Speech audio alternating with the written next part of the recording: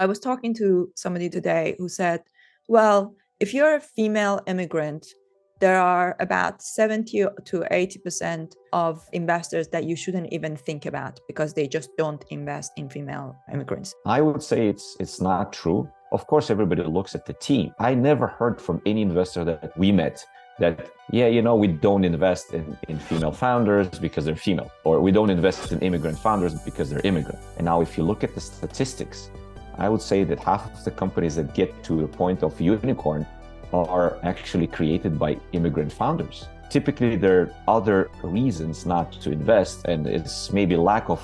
So I would say, if you want to grow an international, a global company.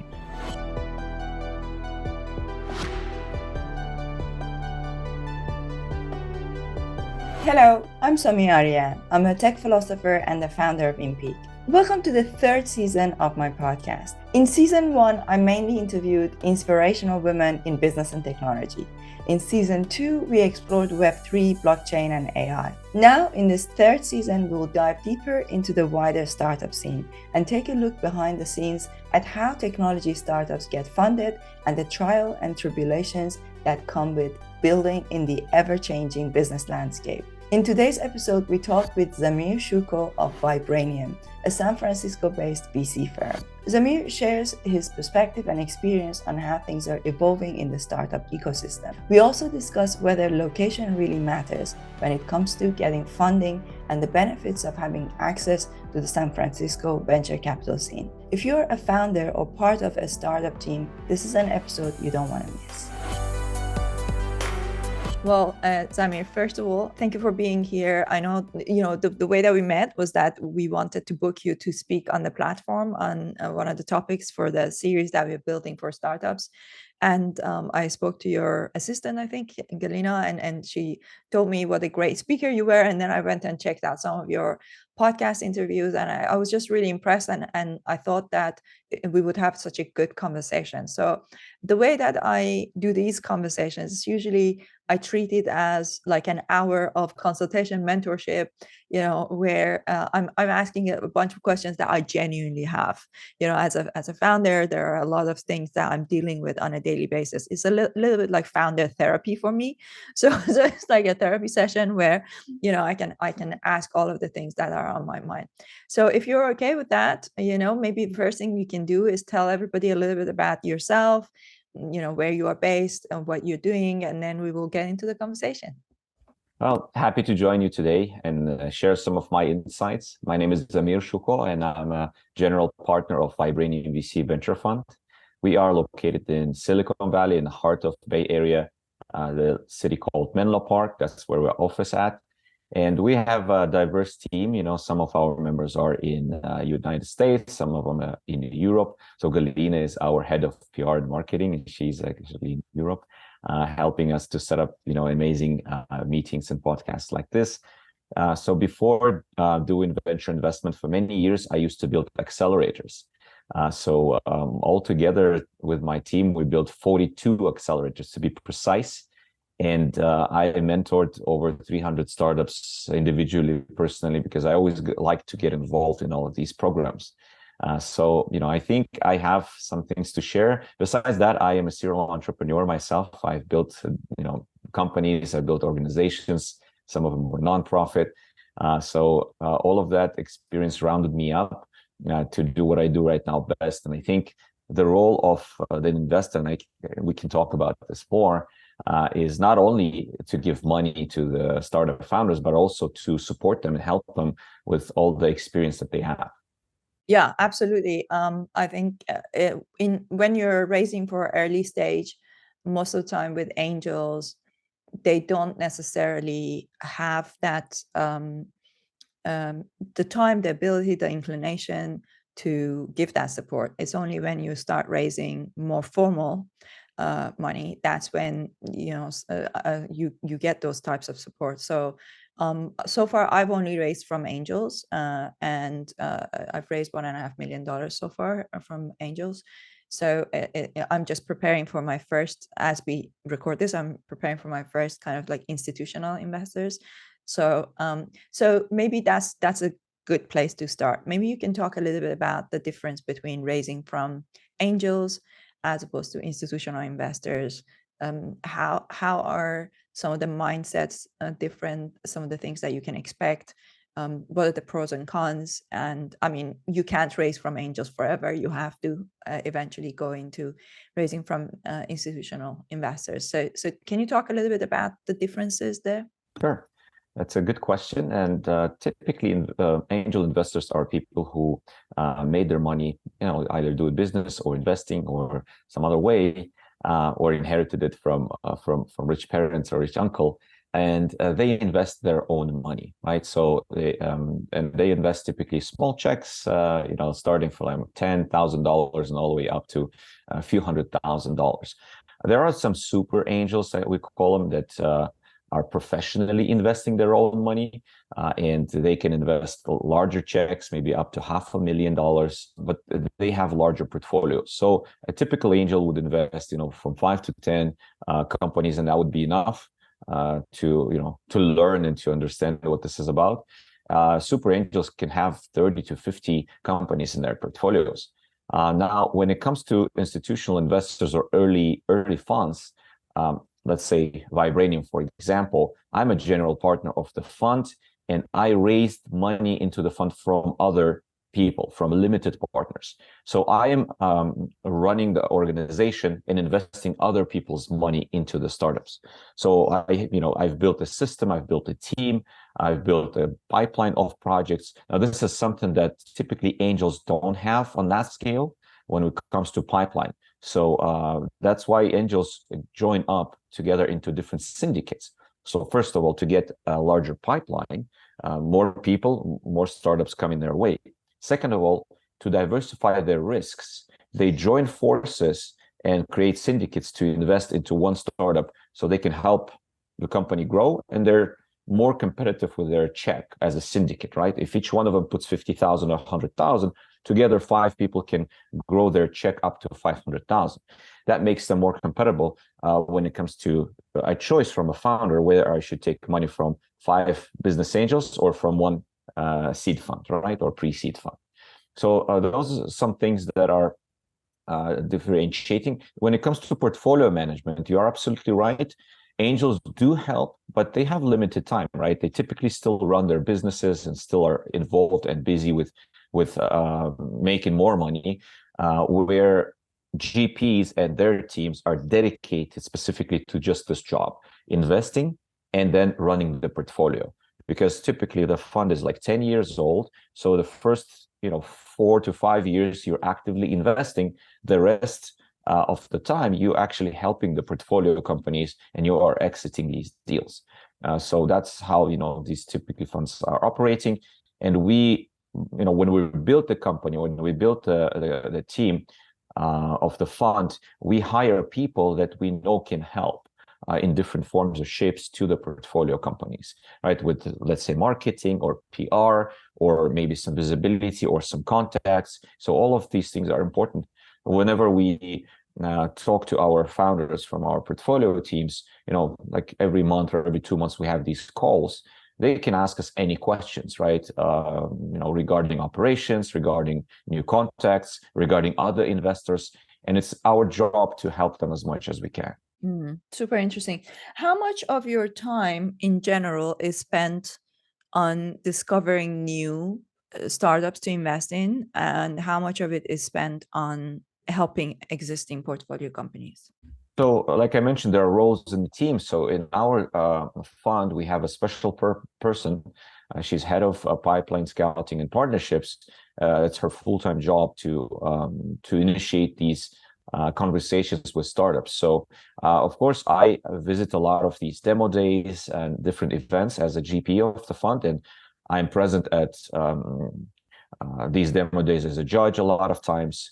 I have speaking engagements where I try to share my experience, and those are also part of the visibility of the fund. So after these speaking engagements, startups come to us and start asking questions. How do we apply, etc. But so I would say maybe 20-30% of my time at the moment is about bringing new deals. Now, because we started recently, only in 2022, I would say only 10, maybe 15% of my time is spent to help the portfolio founders, because we closed only 10 deals so far. So portfolio is still growing. So the rest of the time is, me looking at all the data that these startups provide and that my team provides, because we have stepped process where we have an analyst looking at the startup, and giving the scoring. Then we have an interview with investment manager, and then he does his scoring, and then that project passes to me, and then I do my own interview, and I basically analyze everything that I hear from the founders, and then if everything is good, then we go to investment committee. So I would say that about 60% or maybe 70% of my time is spent by looking at the data and talking to the startups who are already in the pipeline. Okay, awesome.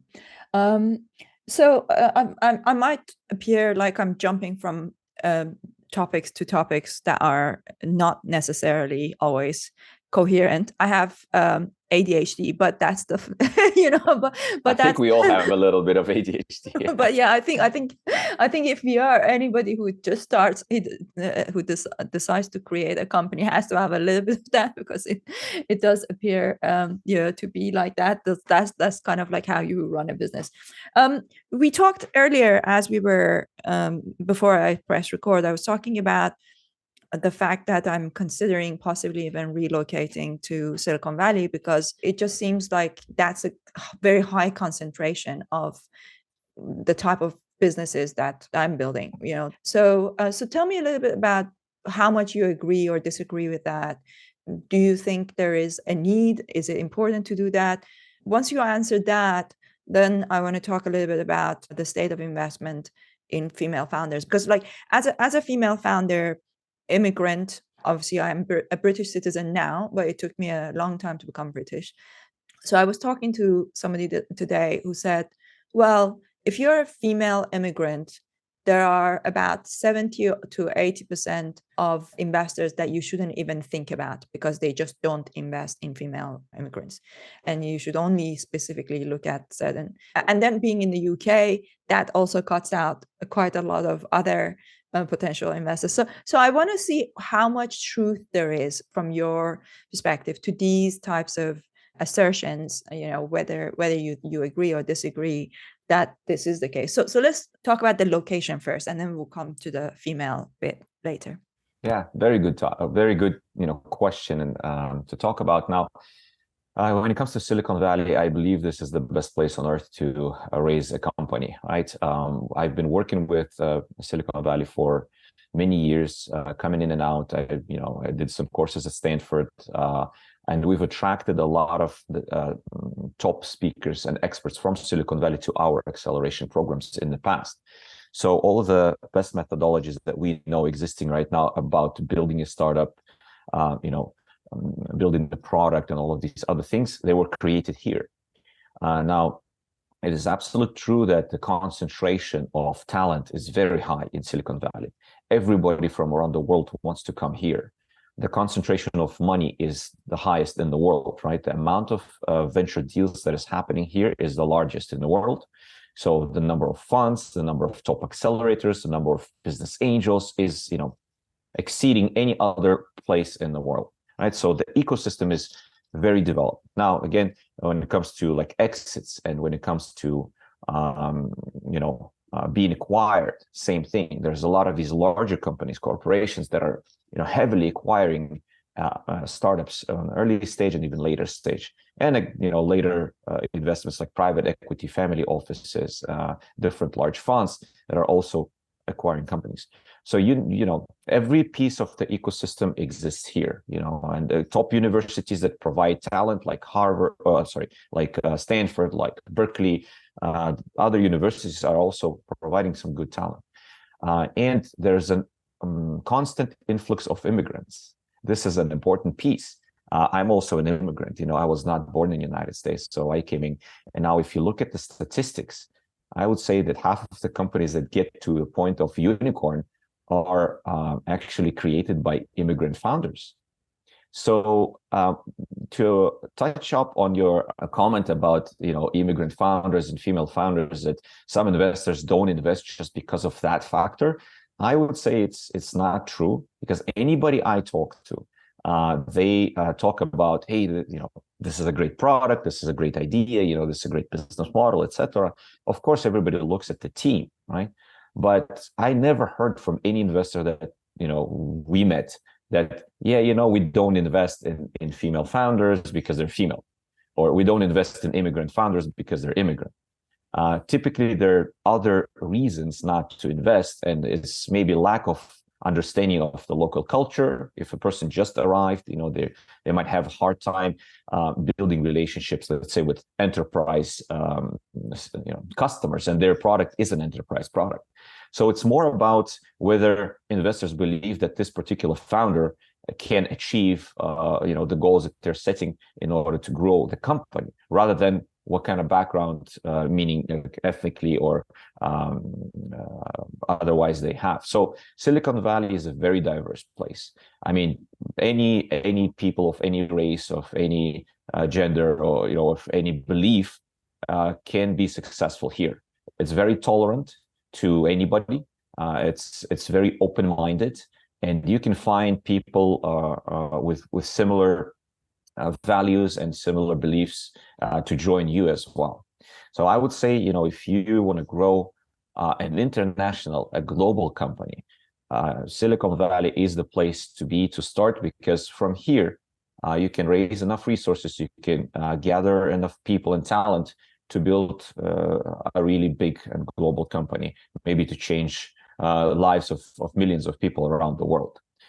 So because we believe it that much, we actually have created, and we're sponsoring this program, which we call soft lending program. So we help foreign founders to soft lend in the United States, and it's a free program. We don't charge for it. We don't take equity. We just want to help, because we see a lot of demand, and we see a lot of unfortunate mistakes that foreign founders are making while coming into the United States, and they're wasting resources, money, time. And you can avoid these pitfalls and mistakes by just talking for an hour to an expert and to get in all the explanations you need, and then doing it the right way. And of course, we are interested in investing in these companies once they have some traction on the local market. That's our long-term goal, right? So I do, doing these programs, building these relationships. Super interesting. I think we should definitely do a session on the InPeak platform for our community of startup founders that we're building, to explain that. So when is your program going to be launched? So actually, launching the program in the beginning of October. So we're still eager to get more people, more applicants, even though officially we closed yesterday. But I know there's some founders that keep forgetting the dates they need to apply. So we still keep our doors open, so anybody can apply, and we'll be happy to support them. Okay, so be sure to share that with me, because I'm gonna do it. And I've never been to San Francisco, so every time I've been in the US, it's been New York or LA. So this is the first time I'm coming in. I want to spend about a week or two getting to know people, scouting, thinking about whether I should make that move. So this will be super helpful. So if there is an opportunity to talk to people directly, definitely I would love to do that. So on the other issue of the female founder thing, I've thought very hard and long about this issue. And initially, when I first started the platform, just so you understand exactly what we are doing, we're trying to solve a problem of emerging technologies, companies in emerging technologies. When they want to sell their product or service, they need to first build a community. Well, first build an audience. So, on social media, you can build an audience, but you don't build a community. It's only when you build a community that you can then start selling them, right? So you need to educate people first. So let's say, for example, if you're an AI company, if you're a blockchain company, if you are, a climate tech, like one of these kind of emerging sectors, you need to first educate your audience, build a community, and then sell to them. And the current types of platforms that exist, they are not really designed for this type of community building. They're not really designed for B2B community building.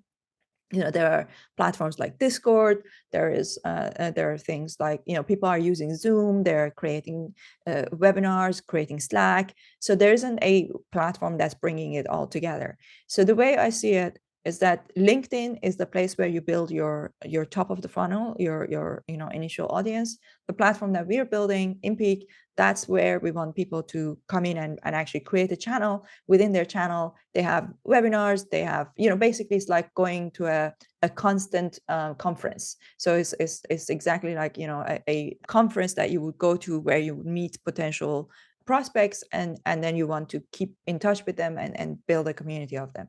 So you would have your conferences, you would have your on-demand content, you would have a forum, and you have a full on CRM, and you basically bring all of that in one place. You build a community, for example, of research analysts, or a community of CIOs of law firms. So these are the type of things that we don't even use the term community usually for these things, but I really believe that the future of social media is going to be community building.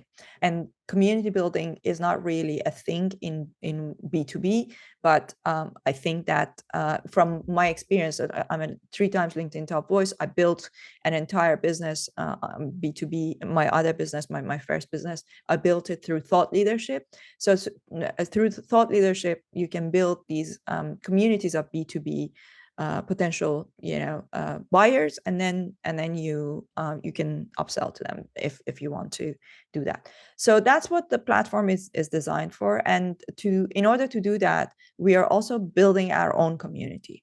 And the community that we are building is startups and VCs, because we believe that there are a lot of VCs and a lot of startups that could use the platform later on a B2B level. So first, we are creating content for that initial community.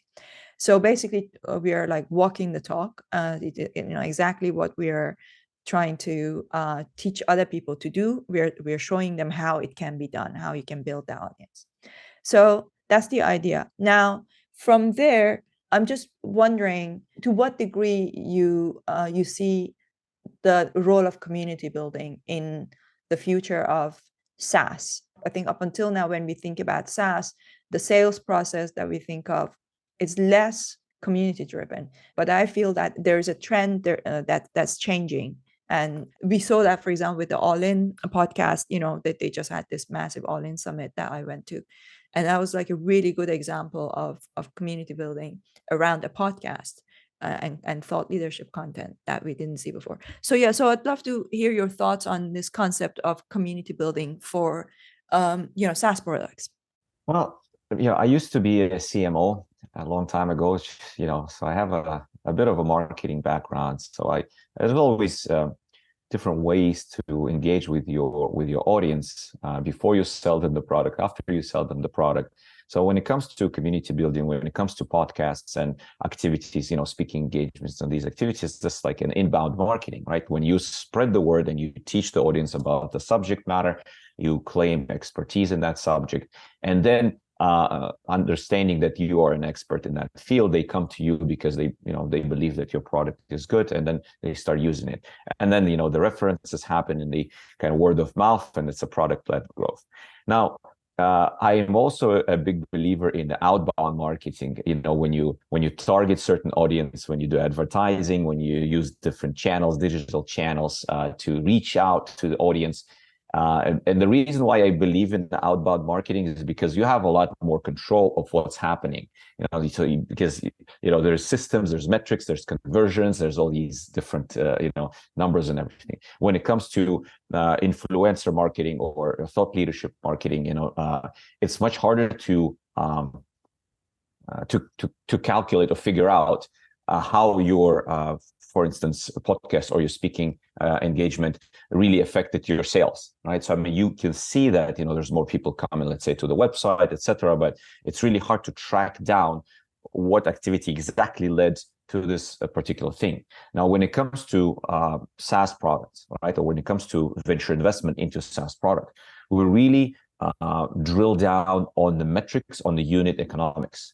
Because if the unit economics don't match, they don't work well, then there is issues you got to fix in the company, right? So first of all, the customer, what is your customer acquisition cost, and what is the lifetime value? So these two basic metrics, there's a lot more around it, but these two basic metrics, they have to align, and at least your CAC should be less or 3 times less than your LTV, and then potentially you will have a profitable business model, when you get to scale. So we always look at these things, and whenever we see founders doing something and doing a lot of activity, but which is not driving sales directly, which will eventually engage the audience in a year or two, so they're kind of, we call it sometimes warming up the ocean, like you're trying to warm up the ocean, but it's so big, that your influence in LinkedIn or something is not making a difference and is not affecting your bottom line, sales. So it's always a question of whether what you're doing as a founder or as an influencer is affecting the sales, or it might make you feel good, you might have a lot of followers or likes, but you don't see the effect. And it happens many times. I've seen that in different businesses, especially with people with large audiences. I've seen people with millions of followers that tried to launch a startup, but eventually they failed because the product was not good enough, it was not performing. Everything was built around their own persona. And now this is another thing which we call a bottleneck, right? If all the sales in the company are done because I'm an influencer, or I have 1 million followers on Instagram, or a very big audience on LinkedIn, as soon as something happens to me, company starts basically failing. So investors, they look very cautiously at businesses that are around one single person, around an influencer, because we all understand that right now everything is being sold because this person is popular. Will it continue if that person steps down as a CEO? Let's say company grows, right? Sometimes you have to step down into a different role, go to your board of directors, and let somebody else run the business, because you might not have enough knowledge how to run 1,000-people company, right? That happens all the time. So when CEOs step down, and that was the person that everybody loved, and they associated that person with that brand or with that product, what happens then? Is it going to kill the company? Is it going to create problems, etc.? So we do think, and we do look at all of these things for sure. And when it comes to community growing, I'm a big supporter of engaging with your community, because I believe that customers are the best product designers, your potential customers. So when you talk to them, when you engage with them on a daily basis, and you understand their pains, their needs, their goals, you can build a really good product to satisfy whatever they're coming for. And then with that, and like I mentioned, the references, the word of mouth, and sales growing basically by themselves is an amazing thing in the beginning. But again, one thing to mention: when investors look at what happened, how did you grow 3x? And the founder does not have the answer for that. Said, well, I just, we did a podcast, and then I went to this conference, and then boom, and all of a sudden, that's also bad. Growth is good, but not knowing where the growth is coming from, what exactly you need to do to continue that kind of growth, that's something to really watch for. So, I agree. That's exactly why we are building this platform in a way that each community will have its own channel, and then within its channel you can track everything. You can track who came to your live session. You will see when you do your session, you'll see what it's like. You'll see how many people... if there's something that you cannot measure, you cannot make it better. So you got to be able to measure everything you do. Yeah, exactly. So you can see who came, for how long they stayed, how many times they asked the question, who watched the recording if they didn't make it, who registered for it but watched the recording, they couldn't come live. And then based on that, you can actually start to interact with them. And it's a typical kind of like what they do in CPG products, and the way that they, like, you leave something in your cart, and they come back and they're like, oh, hey, you left this, right? But in B2B, we don't really have that. So now, question I have is, if you are introducing a solution that people are not familiar with, what is the best way? So let me try and explain that better. Let's go back to Steve Jobs, how Steve Jobs introduced us to the iPod. It was a product that many people didn't know they needed. And, but once they had it, they realized that they needed it. So that's a great, example. Or even iPhone, with the touch screen. And it's like, these are moments where you went from 0 to 1 in some ways, because you introduce something to people that they didn't know they needed, and then once they figure it out, once they find it, they can't live without it. Even ChatGPT is a great example of that. And in some ways, I feel that what we are trying to introduce to B2B products, or these types of B2B frontier technologies, and explaining this concept of community building to them, is in many ways, it's not very intuitive to them. That's why we initially started building that in Web3, because in Web3 the concept of community was really well understood. And, within the blockchain kind of startups, the Web3 world, everybody understood community building, and they very well understood the difference between building a community and building an audience on social media. Unfortunately, Web3 didn't proliferate the way that we thought it would, and we can talk a little bit about pivoting and all that. That's another thing I'm dealing with as a founder. But there were some core ideas in Web3 in terms of community building that I think apply really well to this new business model that I'm creating. But explaining that, it's not always easy. So what's your suggestion when you are building a solution where people don't fully know they have a problem? Because obviously the best types of startups would be somebody knows they have a problem, you solve their problem. But in most cases, those are the ones that are quite crowded, because everybody sees that there's that problem and everybody tries to solve that problem. But if you can find a corner of the market where there is a problem and people don't know that they have that problem, but you want to solve that problem for them in a way that once they have it, they can't live without it. What's your thoughts on presenting that type of solution? So being the first ones to build something is a tough job, because it's like a jungle, right? That you have to go through, and you have to educate the market. And a lot of times, the very first company that started doing something was not eventually the leader of that market. The number 2 and number 3 ran over them and kind of got to the top of the mountain first. So one of the ways to do that is by engaging with well-known leaders in that field and getting them as partners to kind of be advocates of what you're building or what you're promoting. Because when you're a startup, your brand recognition is very small. You have a small audience, so it will take time and effort and resources to build that.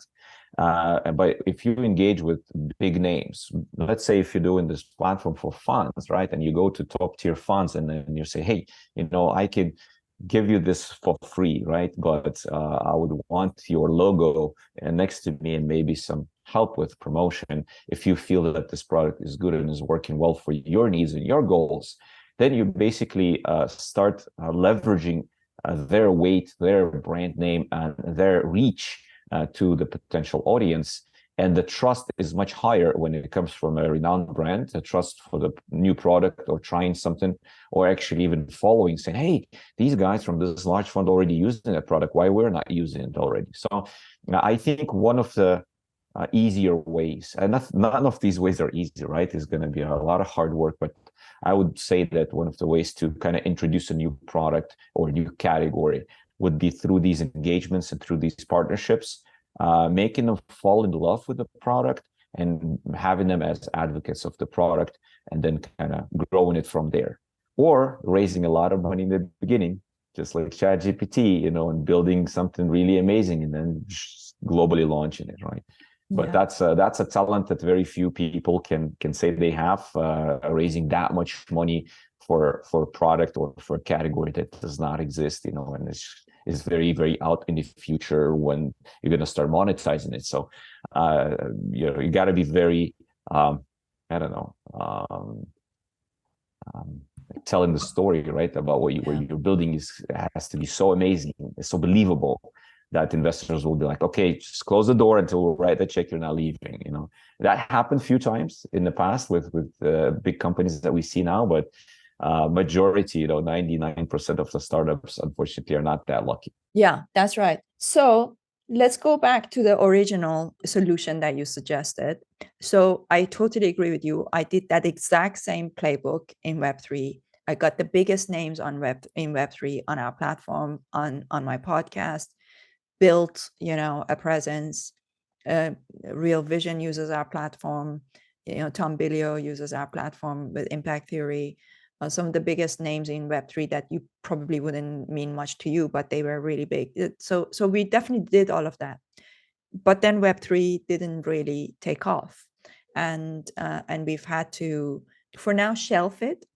So I don't necessarily call it a pivot. We're not going away from it. We are just shelving that side of the platform. We spend a lot of money, a lot of time building, token gating, making the platform EVM compatible. It works with all the blockchains that are EVM.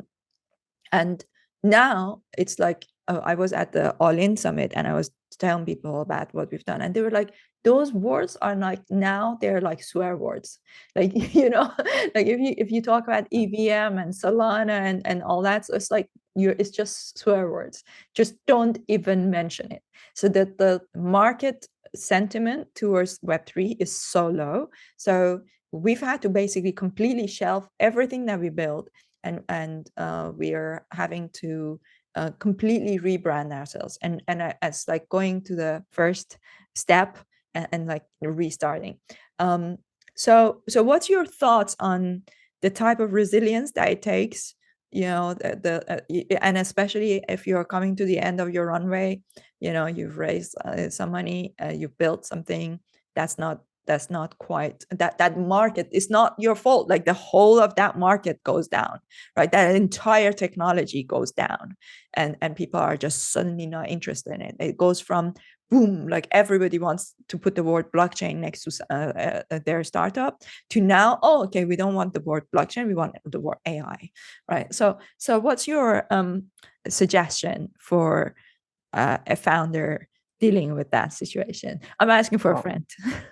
Yeah, these hype waves, as I call them, they happen all the time. This is not the first time, not the second time, and for sure not the last time when these waves are happening.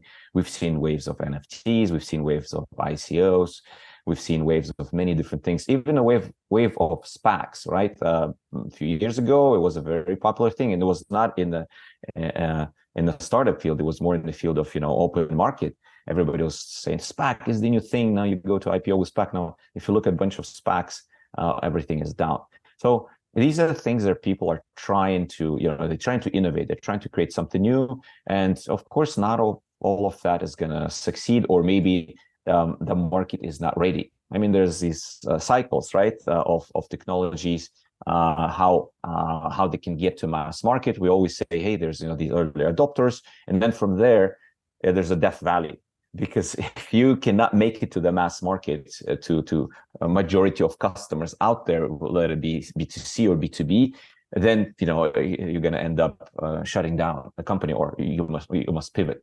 So this is a very normal situation when it comes to technologies. Many technologies did not skyrocket from the first try when they did. So we have to just be prepared for those kind of things. As investors, we don't really go and try to jump on the hype wave. When we, let's say beginning of this year, everybody was like, AI, let's invest in AI. A lot of money went into AI startups in the first quarter of 2023. Now, second quarter of 2023, 48% drop in financing. The third quarter is going to be even worse. So drop, everybody's just got interested, and now it's like, well, is this a real AI, or you just, added ChatGPT to your startup? So this is, like I said, it's normal. And the reason why I really like Bay Area, Silicon Valley, this area, because tolerance to risk and tolerance to failure is very high.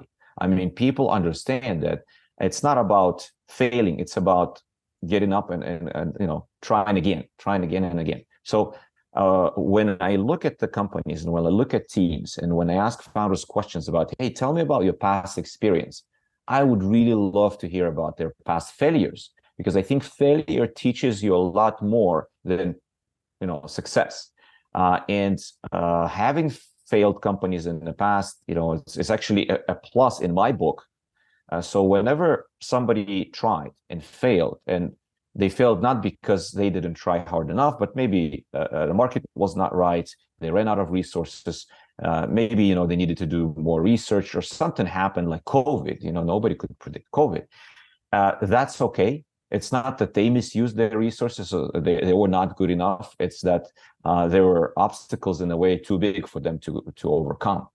So I always look at the founder's motivation when it comes to, do I believe that this team can pull this off, this new thing that they're building? What is the motivation behind it? Do the founders really, can they really relate to the problem? Is it something personal to them? Because I think motivation of the founding team is the key differentiator between a successful company and a failed company. Because there's going to be so many hardships, there's going to be so many problems on the way, that if you don't have the right motivation, eventually you'll get tired, then you kind of, your hands will fall down. But if you do have the motivation, you will pivot, you will, go seek talent, seek help, find resources. Some people, sell their cars, sell their homes, just to support what they believe in, and eventually they succeed because they keep moving forward. So I would say that, the motivation is an important factor here. And when it comes to pivoting, just get a look at all the previous things that happened. If it's a failure, just look at it as an experience. There is a joke about this, did you succeed or did you learn something? So it's like, I learned something. So if you learned something and now you're much more experienced and smarter, you know better how to build it the next time. 100%. Yeah. And in our case, I mean, we still made money last year, and we made $500,000. But the only problem is that because that came through tokens, as we built membership tokens, we can't replicate that now that the market is down. So we are having to redo our entire monetization model, which brings me to the question of, there was a time a few years ago when you wanted to get funding for your startup, people were more interested in traction than immediate revenue. Whereas now I see that there's a lot more emphasis on immediate revenue, right? Like, when can you get to revenue as quickly as possible? Yeah. So talk to me a little bit about that change of heart or change of trend. I know startups that raised in 2021, they raised maybe 5-6 million for their seed round, and 15-20 million for their Series A, and they seem to be in no hurry to make money, because they're well capitalized still. They're going, and they're coming from that school of thought that we're going to just build a big audience, and build technology, and then money will come later. So talk to me a little bit about that change of mentality. The change in mentality happened in 22, when the market started falling down, crumbling, and everything else followed, including secondaries market, including venture markets, and a lot of people lost a lot of money. So I remember this report by Bessemer during a SaaStr annual event last year, where they came forward and they said, now nobody cares about unicorns. Everybody cares about centaurs, those companies that can get to $100 million in ARR. So, and that talk was about that investors now care about revenues rather than your valuations. You can be a unicorn, but you can have very small revenues, or you can be not a unicorn, but have very decent revenues. And that company would probably more likely to get investment. And we're not talking about profits yet, right? We're talking about just revenues for now. Some companies become profitable only when they get to IPO. So that's true. That changed because in reality, and it's my belief that the one proof that your product is interesting or your product will be needed is that the market or customer pays money for that product. So that's validation, market validation. That's what we call it. And because technology started getting more complex, with blockchain, with all of these other things that came forward, investors were a bit confused whether, hey, is this a really new cool technology that we should be supporting, or is it going to drop down again like everything else we've seen for the past few years? So the one validation that everybody started wanting is the market validation with money. That's why you see, because when it comes to valuations, this is a made-up number. Investors believe my startup is worth 50 million. Okay. There's no actual proof that this actually, the valuation. But when it comes to revenues, these are real customers that pay real money, that go to your real bank account, right? And then you can track it. So now all the investors, they really want early traction in terms of revenues, because that allows them to, de-risk their investment or prove that they believe in this team, but also there's this market demand and they're already selling. So everybody now is kind of pushing startups. Okay, start selling. I don't care, for $5. It doesn't matter what price at this moment. It's just show that you can sell this thing to somebody for some real money, and then we'll talk about how to scale it, how to fix your unit economics, how to make you eventually profitable, etc. All of that will come later, but first we need to make sure that this sells. Yes. And it's about survivability again. What we've seen recently, there's a lot of down rounds happening. Every fifth startup is raising a down round because valuations drop. But the companies that are actually raising well are the companies that can show low burn rates and then growing revenues. And some of them are already coming to break even at seed stage. Imagine that was something unbelievable a while back, that a seed company is already break even. So everybody is sacrificing speed of growth towards survivability. Yeah. I mean, because of what the market is right now, because everybody wants to stay alive rather than to keep on growing with these, crazy speeds. And I think it will change eventually, when markets go back to normal. Everybody's going to be like, okay, now we're stabilized. Now let's put more money into the growth. Let's not care much about the revenues, etc. But at this moment, and maybe for the next couple of years, I think that's going to be number one differentiator. If you have revenues and the revenues are growing. Yeah, for people who are starting out, we've been going for a couple of years now. We tested a lot of different, product market fit. I think we are finally got to a place where we know what we are doing. So now we are just, we've made all the mistakes. We did make money along the way, but now I think we are in a better position to really start monetizing the platform. But what's your thoughts for, or what's your suggestion or recommendation for people who are just starting out right now? They might look at the market and it might feel quite daunting to them, thinking that actually, entrepreneurship is the least glamorous it's ever been. It actually, you do have to eat a lot of shit, basically, and it's tougher than it's ever been. It certainly feels, I think I've done a lot of difficult things in my life. This is definitely up there in in the level of difficulty, especially with the market changing. And sometimes, you look at the people who were quite lucky to raise when the market was hot, and you think to yourself, well, maybe they can keep going for another year or two. Eventually they are gonna run out of money, and what's gonna happen then?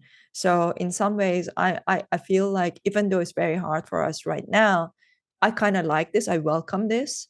And I'm like, if I can get through this, I can get through anything. But what's your thoughts for somebody who's just starting out right now, and they might look at this and think this is just too daunting? For me, entrepreneurship is a set of mind. I've been an entrepreneur for many years. Of course, in my early days, I went and worked for some companies to get experience, but I've always wanted to work for myself and be the CEO of the company. So you have that kind of mindset, and most of the entrepreneurs that I see, they have similar mindset. It'll be very difficult for them to go and work for a company and for somebody else, because they all have this brain that always full of ideas. I'm like, I always want to improve something. This is not working well. Why is, so they have this mindset of changing the status quo, right? And people who always want to change the status quo, I mean, no matter what's happening in the market, I think it's going to be very difficult for them to not think that way. They will still want to change it. So the suggestion here would be, don't try at this moment, at the state of market, try to build something that is so far away and so innovative that majority of people would not understand this. Try to find something that can improve whatever is happening, with some software, some service, or digitalize, let's say, an older archaic ecosystem or a vertical, because there's still a lot. I mean, there's still so many verticals in business and in economies in many countries that are so old. They're still using like spreadsheets and pen and paper and all of these other things. So when it comes to like B2B SaaS, I say try to look for, maybe they're not going to be so attractive at the moment, these things, and they're not going to be like super innovative, like 10, 15 years out, technologies, groundbreaking technologies, but maybe they'll be incremental innovations, let's call them that you can implement and you can see the results like right away. Within like 6 months, you can see the effect on somebody's business from using your technology. So I would say that right now maybe is a good time for incremental innovations that can show you quick results, quick revenues that investors would support, because they can see those results right away. And then let's say you build a donkey first before you build a unicorn. Build a donkey, build a company that can start working right away, and it's a working little horse. And then you can add, wings to it. You can add a horn to it. You can paint it in rainbow colors, whatever. But first, try to do something that can show quick results and can give efficiency to somebody right away. Then investors would believe that this is survivable and this is not going to die, and it's scalable. And then you can build up on top of that, some innovative features, and then kind of go to your moonshots, and then try to change an industry completely, try to disrupt it. Because trying to come forward and say, I'm building a new Google, I'm building a new ChatGPT, I'm building a new Facebook right now, it's going to sound more like a fairy tale. Investors go, okay, I heard this many times. So, okay, thank you, next. So it's just a state of market where big ideas are hard to believe in at the moment. And maybe you downscale it a little bit, make it more reliable and understandable, with a horizon of a few years where you can show the clear path to to profitability or to grow in revenues. And then from there you will have a bigger plan, like depending on your fundraising, right? Say, hey, if I raise this much, then we can build up on top of that, and then we go to to a different size of a mountain. Nice. That was a very, very good ending and sound advice. So basically, big ideas right now are not very believable. Just take baby steps. Think about what can you improve in where the market is right now. Of course, with new technologies coming through the door every day, like ChatGPT, you could wake up in the morning and whatever you built might be completely irrelevant. But then you have to just try and figure out a way to, to navigate the maze, essentially. So, well, thank you so much, Zamir. I really appreciate it. It was a very, very good conversation. I learned a lot. I hope that people who listen to it will also learn a lot. And I hope to have you back on the pod. Yeah, thanks for having me. My pleasure. I hope you enjoyed this interview with Zamir Shukho of Vibranium. Please be sure to subscribe on YouTube or wherever you get your audio podcasts so that you don't miss the future episodes. It will mean the world to me if you leave a review and share this podcast with other founders who you think might enjoy.